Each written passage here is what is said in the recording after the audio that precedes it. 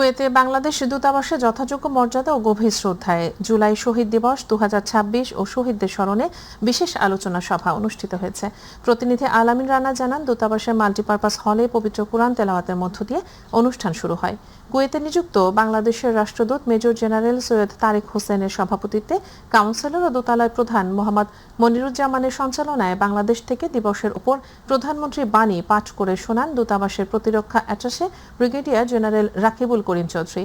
পরবর্তীতে জুলাই শহীদদের আত্মত্যাগ এবং জুলাই শহীদ দিবসের তাৎপর্য বিষয়ে আলোচনা সভায় রাষ্ট্রদূত তাঁর বক্তব্যে বলেন, এই মহান গণ অভ্যুত্থান জাতীয় জীবনে ন্যায়, জবাবদিহিতা, মানবিক মূল্যবোধ, সহনশীলতা এবং দেশপ্রেমকে আরও সুদৃঢ় করার প্রেরণা যোগায়।